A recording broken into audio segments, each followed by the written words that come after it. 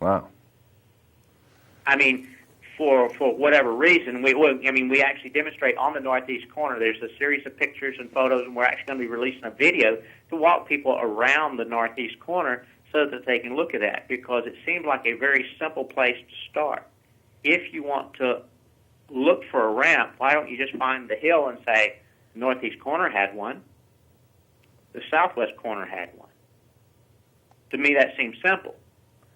Now, would these areas have access to bring these stones? Where were the stones being quarried? Well, it depends. Are you talking about the small stones or the large stones? Well, the small stones, I guess we could complete the hill process. Since we have two rather tiers or apparent tiers of large stones, I believe that what goes up must come down. Since we demonstrate that they had 50-foot tall hills on the location, they probably just rolled the large stones down the hill, cut them and set them, creating a periphery. Because after the first two tiers of stone, there's only one tier of stone that approaches that size. Right. But we don't see it because of the optical illusion. So the large stones probably came from within the center of the structure. We know when we stand on the plateau, we know we're standing on a lime rock platform or base, which is exactly what the Great Pyramid's built of. The quarry is all around us. In a unique way, they probably use what we call above-ground quarries. Huh, can you explain that? An above-ground quarry is just a hill. We demonstrate there are 50-foot tall hills under the structure. There were likely 50-foot tall hills around the structure.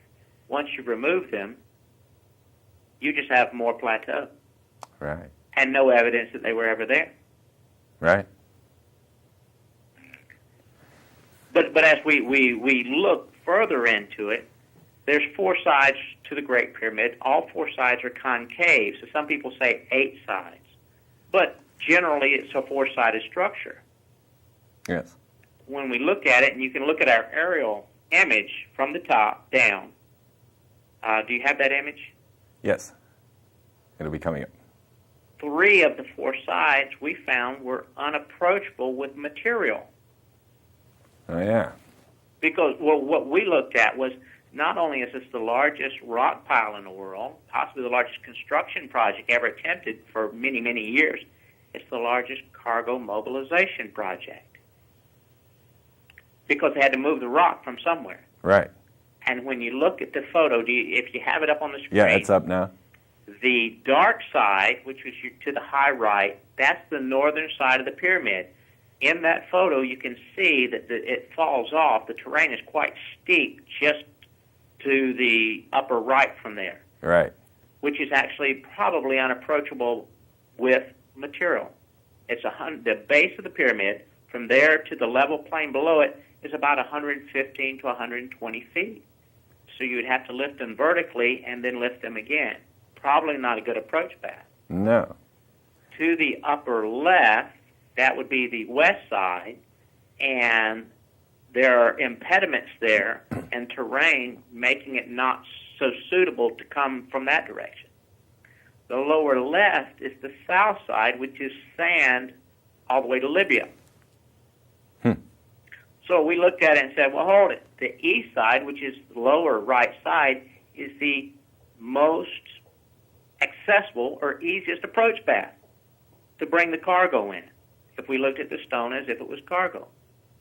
In a unique manner, there are striations or paths across the desert, and if you will go to the stone inversion tool on the east side, you have that photo, that image? Yes. Okay, that's up. Okay. This stone that you see here actually would fit in either of the holes, either to the left behind it or to the right in front. Uh-huh. And what happened is we found that these paths, there's probably between 6 and 12 of these paths that go all the way across on the east side. From the Great Pyramid, they appear to run off down the plateau to a hole in the ground. And we have a series of these online, and we demonstrate that there are rocks laying across these holes right now. The length of the rock is the precise distance of the holes. Right. The end of the stones is precisely the size of the holes. And as we examine them very closely, I mean, these are all there today. Anyone and everyone that goes there today can find this. But for some reason, no one's pointed it out. The east, the path, as you follow these paths, the path along, it's rounded to and on the edges that towards and away from the pyramid. And we got looking at this, and this would be a perfect system for rolling these stones, flip-flopping them end over end. Huh. So using the holes. Using the holes. And it's very similar to, I mean, you've seen casino gamblers possibly roll chips on the back of their fingers and things. Right. It's a very, very simple concept. It's actually possibly an invention of the wheel. Wow. There are possibly as many as a dozen of these going a great distance from the east side, and that's the beauty because they run from basically from a hole out in the desert all the way to the eastern face of the Great Pyramid. Really? And I looked at them going, hold it, 3 sides are unapproachable by material. The east side is the only approachable side, the only suitable side, and this, I have a series of these photos. There's actually one of these paths is at each end of the stone you're looking at there.